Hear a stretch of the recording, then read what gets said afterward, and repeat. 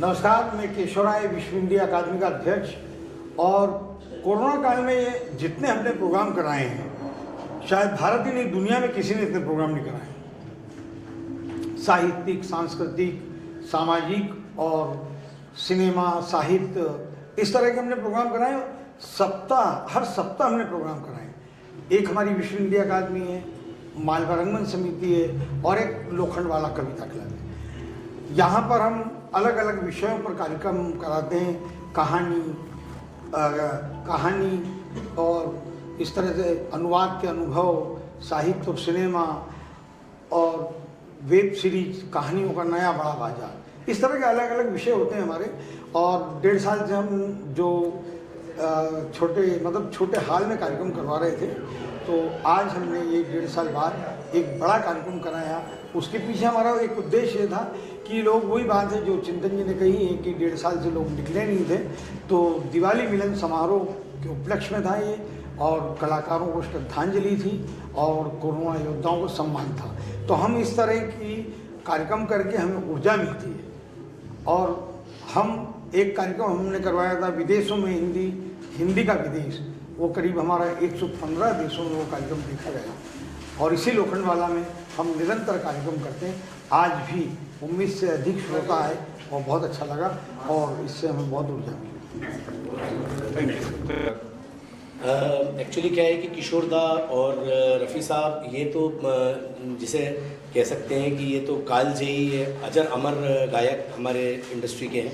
लेकिन जिन्होंने 90 के दशक में, जब बहुत बड़ा वैक्यूम हो गया था, ना रफ़ी साहब थे और ना किशोर दा रहे, और उस वक्त एक तरह से संगीत की एक मेलोडी की डोर आगे फॉरवर्ड करनी थी, जिसे हम रिले रेस कहते हैं, जैसे रिले में आगे रेस में भागते हैं। तो उस तरीके से उन्होंने जो एक मेलोडी छोड़ी थी, उसको कहीं ना कहीं शानू दा, उदित जी, सोनू निगम जी और ये जो 90 के दशक के जो हमारे सिंगर्स हुए, इन्होंने गाया। लेकिन इन सबसे खास बात, स्पेशली मैं किशोर दा मेरे गुरु हैं, इसलिए स्पेशली मैं किशोर दा के लिए, शानू दा और उदित दा का ये कहूँगा कि उनके भी कहीं ना कहीं आइडल किशोर दा रहे। उन्होंने किशोर दा को ही सीखते हुए और सुनते हुए उन्होंने 90 के दशक में गाया। इसलिए मैंने आज के प्रोग्राम में, जो मैं अब थोड़ी देर में शानू दा और उदित दा की भी मैं परफॉर्मेंस करने वाला हूँ आने वाले एक आधा घंटे के लिए, तो मैंने इसीलिए पहली बार ये प्रयोग किया। और ये प्रयोग भी मैंने मायानगरी मुंबई से ही चालू करी है, जबकि मैं बाहर देश विदेश में अभी तक मैं सब किशोर दा ही गा रहा था। लेकिन आज मैंने शुरुआत यहीं से सोची है कि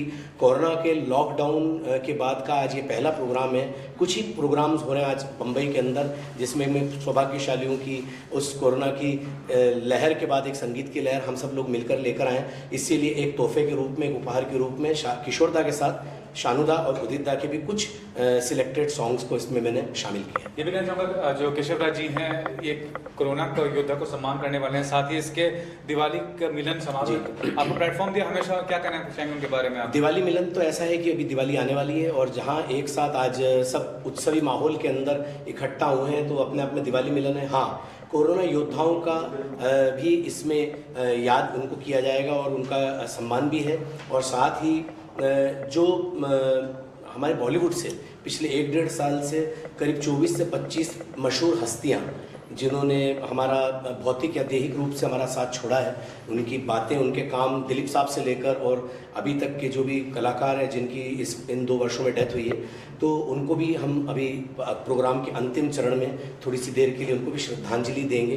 तो एक तरह से आज ये 3 उद्देश्यों का संगम भी है, जिसमें कि दिवाली मिलन, कोरोना योद्धाओं का सम्मान और साथ ही बड़ी हस्तियों को श्रद्धांजलि। तो एक तरह से ये एक पवित्र, एक नोबल कॉज है, जो आज सब लोग मिलकर इस बम्बई के अंदर, हम शहर में इस चीज़ को लेकर आए। आपने नहीं चाह एक कलाकार हैं, आप लाइव परफॉर्मेंस करते हैं जी, कैसा लग रहा है अभी का माहौल आपको? कब से आप परफॉर्म कर रहे हैं, जब से ये समय, मुश्किल समय सबसे गुजरा है, और आगे क्या भविष्य देख रहे हैं?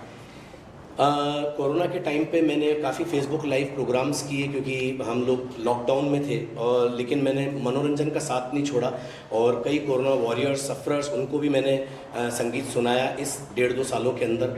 और मैं यही कहूँगा कि अभी थोड़ी सी घबराहट है लोगों में, थोड़ा सा अभी वैक्सीनेशन और सब चीज़ लगाई है, तो अभी सब लोगों को ट्रस्ट आने में टाइम लग रहा है। लेकिन मैं आज इतनी सारी मीडिया के सामने यही कहना चाहूँगा कि आपने अगर वैक्सीनेशंस लगवा लिए तो आप बिल्कुल ना घबराएं, लेकिन मैंने मन से भी कहा था, मंच से भी, और अभी भी आप सबके सामने कहना चाहता हूं कि सावधान हमें रहना है, सजग रहना है। हम सब पढ़े लिखे, we are all learned, and हमें ध्यान रखना है कि हम एक थोड़ी सोशल, एक सामाजिक दूरी रखें, सैनिटाइज़र यूज़ करें और मास्क यूज़ करें, और लेकिन मन में, क्योंकि हम सब भारतवासी हैं, तो हमको मन में विश्वास रखना है, पूरा विश्वास रखना है। हम होंगे कामयाब एक दिन, क्योंकि भारत ने हमेशा जीतना सीखा है, भारत ने हमेशा नंबर बनाना सीखा है।